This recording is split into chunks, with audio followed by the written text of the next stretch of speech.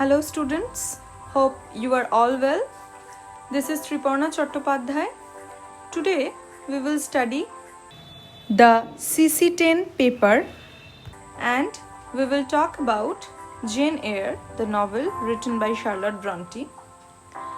As you already know, in my previous videos and direct lectures which you had attended when the college was going on, I had discussed about the storyline of the novel in details.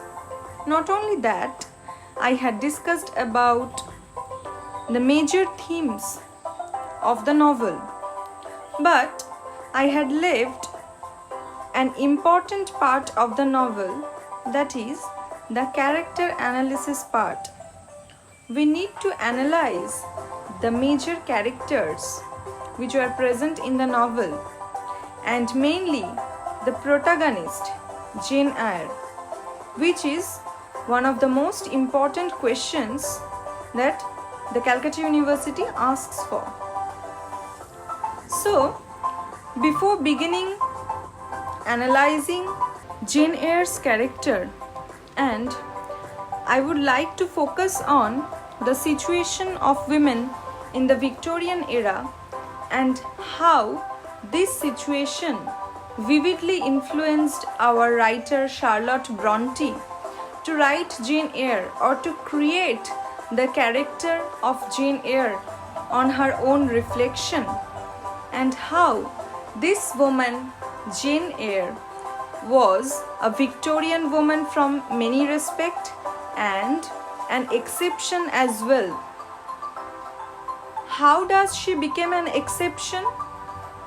Because she was one of those women who believed in her self-esteem, and throughout the novel, right from the beginning till the end when she marries Rochester, she believed in her self-esteem and she tried to establish her identity in a society where the situation was adverse and difficult for her.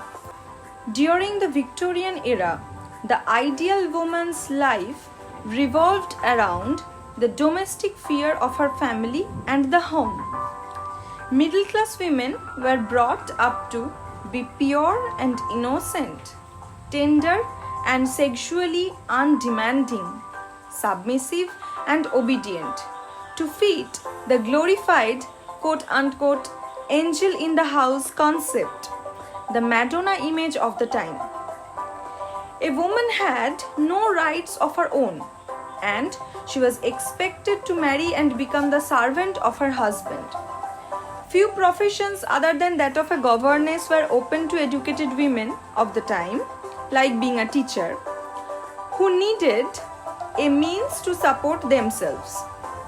Otherwise, higher education was considered wasted on women because they were considered mentally inferior to men, and moreover, work was believed to make them ill. They were not considered enough physically strong to pursue a stable career. The education of women consisted of learning to sing, dance, and play the piano, to draw, read, write, some arithmetic and French, and to do embroidery.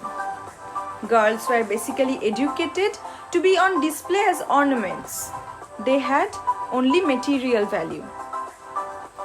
Women were not expected to express opinions of their own outside a very limited range of subjects, and certainly not be on a quest for own identity and aim to become independent, such as the protagonist in Charlotte Bronte's Jane Eyre. When Charlotte Bronte published Jane Eyre, she used a pseudonym that did not reveal the sex of the author. The name she used was Currer Bell, as we all know, a name not distinctly masculine in nature, but yet not feminine as well. The reviews were positive and the novel became a bestseller. There was much speculation on who was behind the name Currer Bell, and some more negative reviews started coming when it became known that there was a female author behind the name. To some critics, it was inappropriate for a female writer to write such a passionate novel and to write about a passionate woman who follows her instincts to find out her own identity, to establish her own identity, and to have some knowledge of sexuality as well. Charlotte Bronte wrote in the preface of the second edition, "Conventionally is not morality to defend her novel against the critics." In the process of what we now call recovery, and what is it? It is the recovery of the many works by women produced through history and across many cultures, many countries. Feminist critics also challenged the ways that we understand literature to be great, the vocabulary we use and the way we apply it to particular works and writers. It is not that works by men are more objective or universal in their treatment of their subject, but that critics and readers see male writers and readers as universal, while they interpret women as different and other. So, women writers are always marked by their gender in a way that male writers are not. That is why the Bronte sisters published their first fictional works using pseudonyms that did not mark them as female. You know, Currer, Ellis and Acton Bell. Charlotte Bronte, in the biographical notice of Ellis and Acton Bell, she wrote a preface to the edition of Emily Bronte's Wuthering Heights, and she wrote, I am just reading out the quotation. "The ambiguous choice being dictated by a sort of conscientious scruple at assuming Christian names positively masculine, while we did not like to declare ourselves women, because without at that time suspecting that our mode of writing and thinking was not what is called feminine, we had a vague impression that authoresses are liable to be looked on with prejudice." So, from this very quotation, you can understand the state of her mind. The character Jane Eyre can be seen as an unconventional female of the time. She is passionate and with a strong urge to fight injustice. Passion and a hot temper in a woman were not appropriate at the time of Jane finding her true self. Jane fights convention by resisting the male dominance. On her quest for identity and independence, she remains true to herself by putting herself first and caring for her own well-being, even though she is longing for love and kinship and family security, as I have told you earlier. There are many analyses written on Jane Eyre, as you all know, and I will be referring to the analysis made by Sandra Gilbert and Susan Guber from their book The Madwoman in the Attic, a dialogue of self and soul, plain Jane's progress, is written by Gilbert and Guber, which is published in their book Madwoman in the Attic. They argue that Jane, like every woman in a patriarchal society, must meet and overcome oppression, which happened in Gateshead, starvation, which happened in Lowood School, madness, which was present in Thornfield Hall, and coldness at the Marsh End. See, the confrontation with Rochester's madwife Bertha and Gilbert and Guber considered is as central and argue that it symbolizes Jane's confrontation with her own imprisoned hunger, rebellion and rage rather than with her own sexuality. While other critics have argued that Bertha symbolizes Jane and Rochester's repressed sexuality, and some suggest that Bertha symbolizes the Victorian woman locked into her house. I agree that Victorian women such as Jane were trapped in a society that did not accept angry, rebellious, independent women who wished to escape the confines of the drawing room to a more self-fulfilling life with more action. Charlotte Bronte withdrew into the world she created. It was through her writing that she was allowed to breathe life into her suppressed self and dreams, which she couldn't pursue as she was one of the Victorian women, one of the unfortunate Victorian women. Charlotte Bronte spoke of the evils of the condition of women, deep-rooted within the structure of the social system. She urged women not to linger on such problems. Though the literary world must be grateful, she did not heed her own advice. It was through her discontent that the character of Jane Eyre was born. When Jane ultimately falls in love, she embraces the notion of love itself, not the label or profits derived from it. However, Jane will not sacrifice her morals or self-respect for any man. That is the most important point of Jane Eyre's character. In essence, she will not sacrifice herself. It is imperative to her to remain true to herself. Nothing can tempt her in this respect. Wealth or status or love. Nothing. In the novel, she is saying, quote unquote, I care for myself. The more solitary, the more friendless, the more unsustained I am, the more I will respect myself. This is her self-realization. She doesn't shiver. She is not afraid of talking about her independence, her self-respect, which was very unlikely in her situation. Like Jane, Charlotte herself was determined to marry a man she respected. In fact, she refused several offers of marriage that would have afforded her a life of ease. Simply because the offers did not come from men she deemed her equal in intellect, or rather, she felt them intellectually and morally deficient. Think about her audacity. Think about her straightforwardness. She believed that a good woman, like any decent man, could not live without self-respect. Here is the quotation supporting her thought. Women are supposed to be very calm generally, but women feel just as men feel. They need exercise for their faculties and a field for their efforts, as much as their bothers too.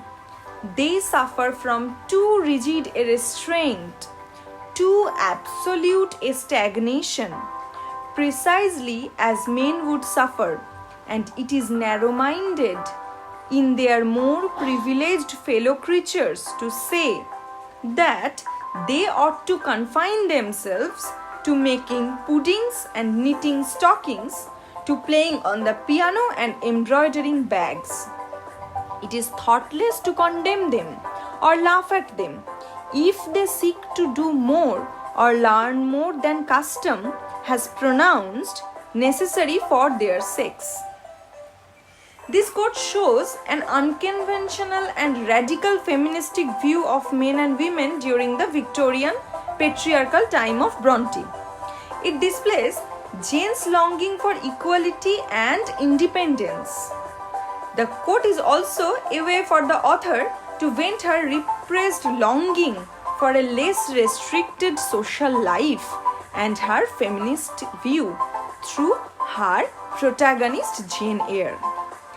Jane's relationship with Rochester is complicated with a power imbalance.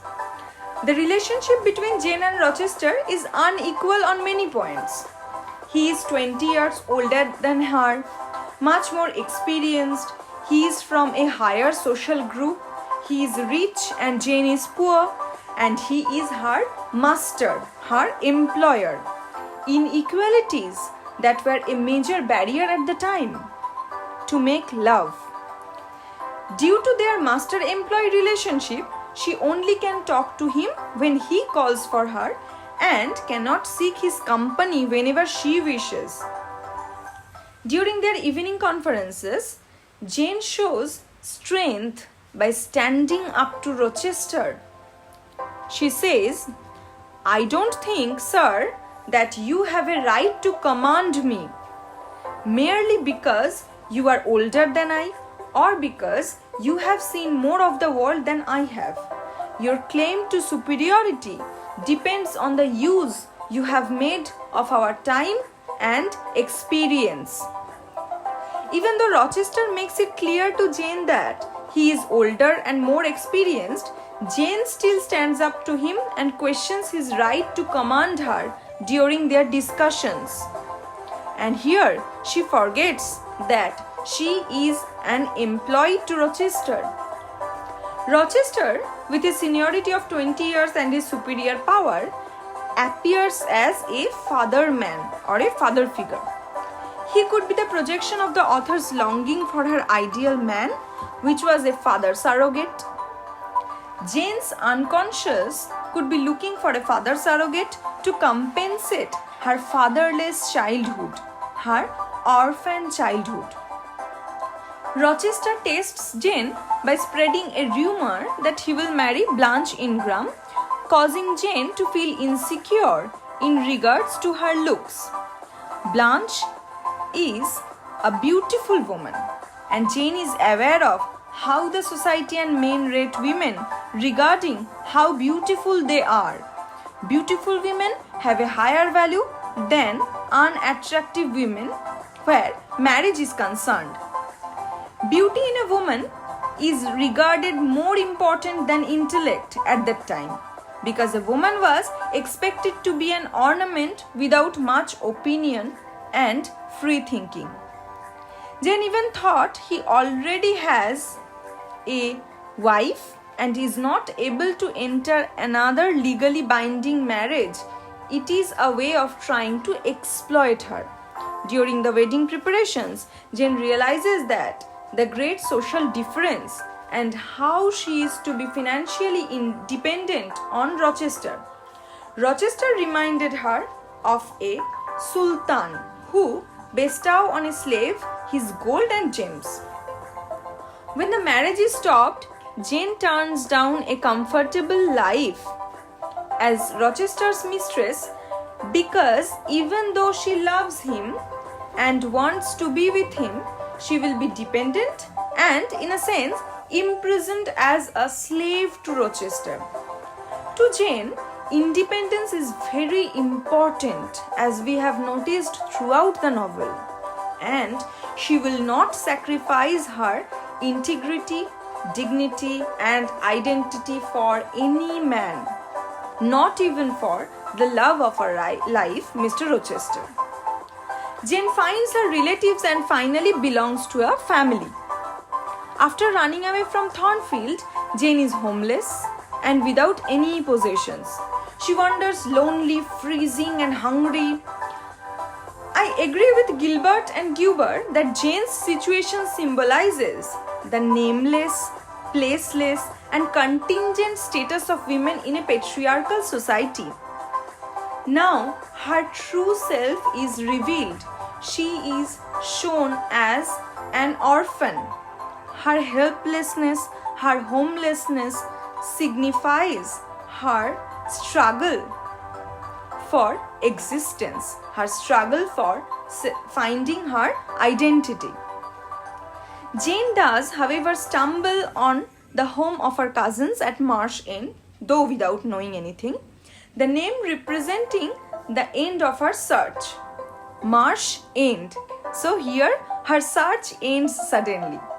She will be able to find her identity and place in the world at last. So finally she is able to climb up the social ladder and to secure a social position. The wailing infant of Jane's recurring dream is finally silenced. The dream she had while at Thornfield could symbolize Jane that cannot be comforted, representing the suffering and loneliness she has experienced in her childhood, which she carries with her into adulthood as well. Staying with her newly found good relatives helps her to heal and find a stable ground, to find a home, a security, a family. She overcomes the anger and she has regarding the abuse she suffered as an orphan child living with her bad relatives, the Reed family. At Marsh End, some of her wishes come true. She finally belongs to a family. She is intellectually stimulated by studying together with her cousins, Diana and Mary, as we all know. And her dream of starting a small school comes true with the help of her cousin, St. John Rivers, who seeks her company more frequently and to begin with seems to offer a viable alternative to the life offered by Rochester. St. John offers Jane to become his wife and help her as a missionary in India. However, tempted, Jane is to accept the proposal. She realizes that such a loveless union will shorten her life. The novel depicts Jane as a heroine with strong desires. When Jane is courted by St. John Rivers, she fears that if they marry, he would scrupulously observe all the forms of love while the spirit was absent. He would offer sex, in the words, without romantic love, which Jane did not prefer. Jane feels that it would force her to burn inwardly and never utter a cry. Jane realizes that St. John is the opposite of Rochester in many ways. He is cold and without passion, and he aims to suppress Jane's personality and independence.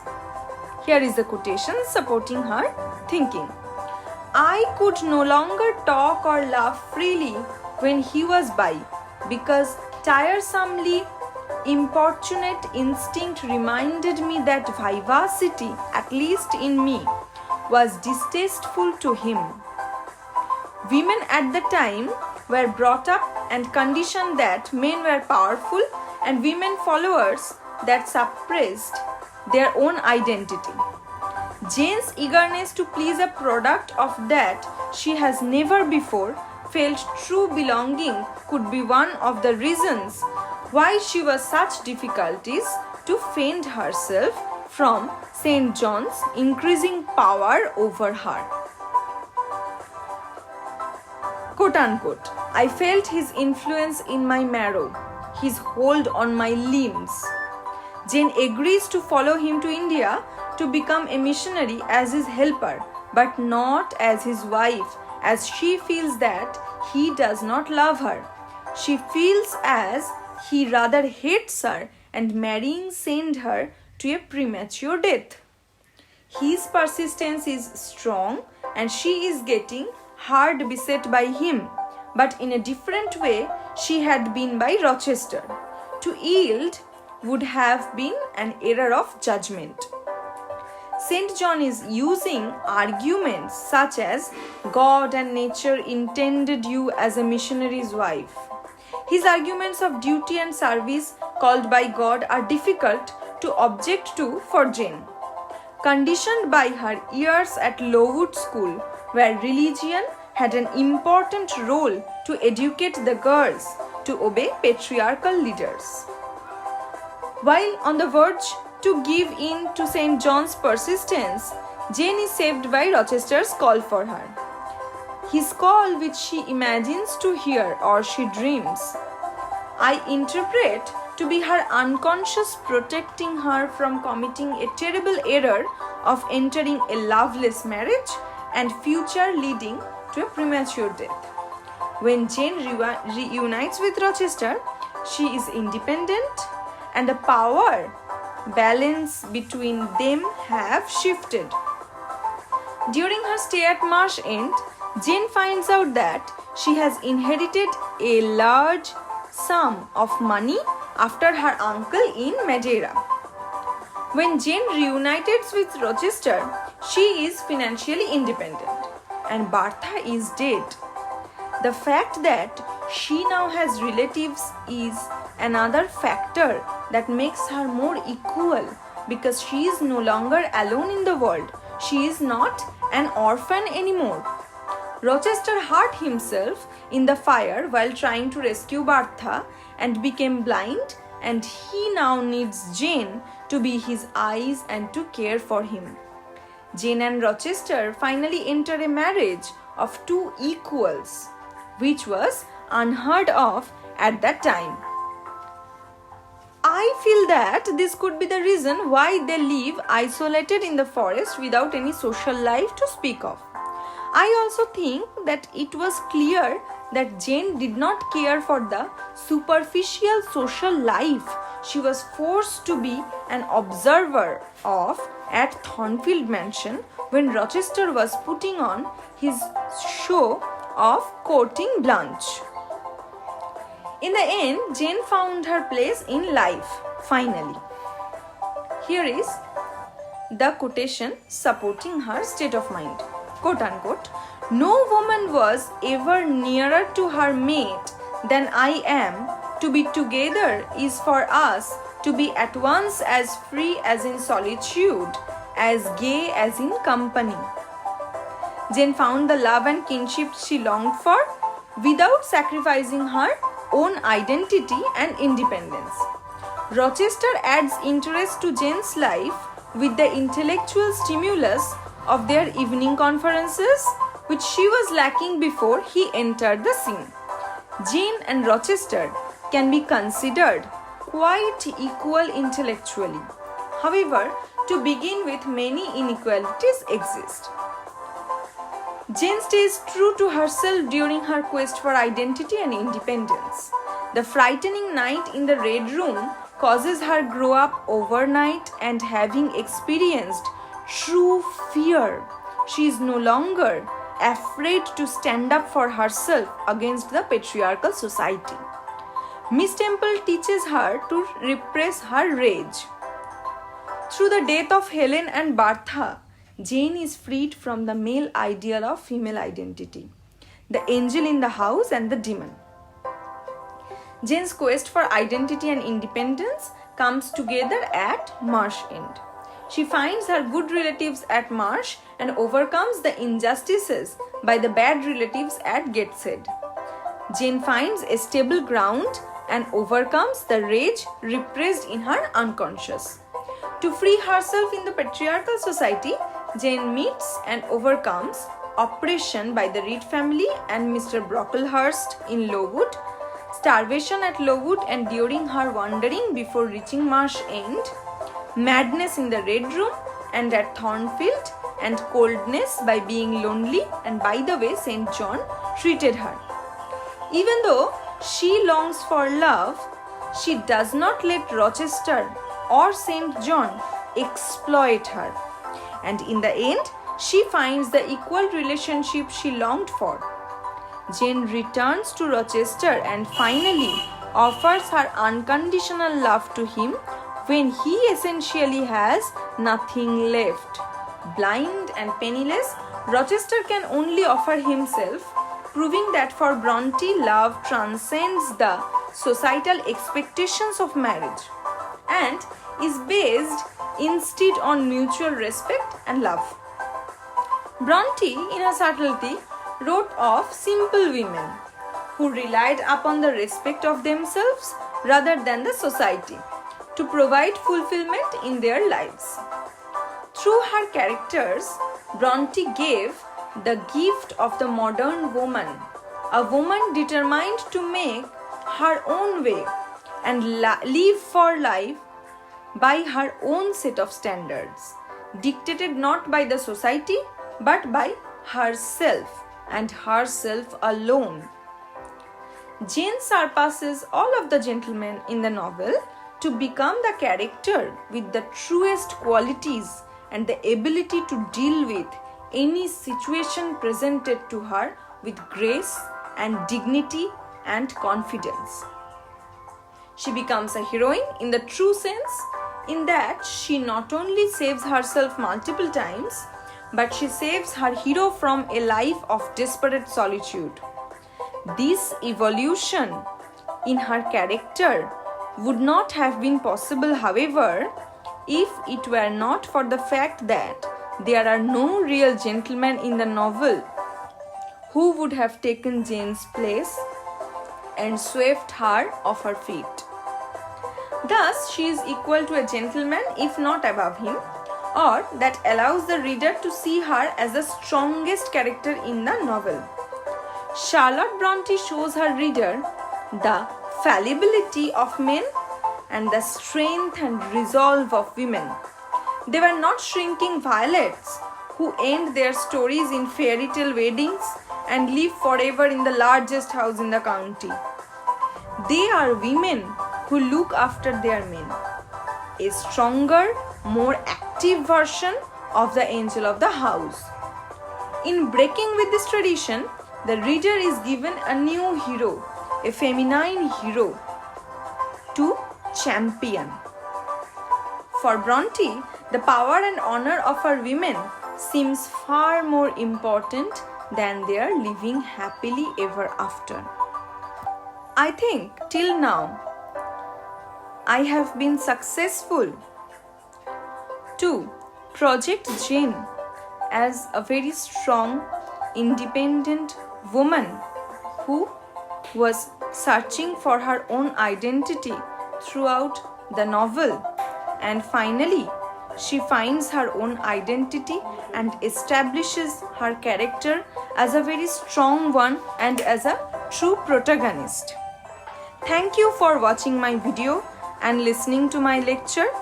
I hope this video will help you really to write an answer analyzing Jane Eyre's character, and please send your answer to me for checking. And positively try to incorporate the quotations I have put in my lecture and you can see in your video, and try to write them down properly and try to incorporate them in your answers. It will enhance the marks. Thank you.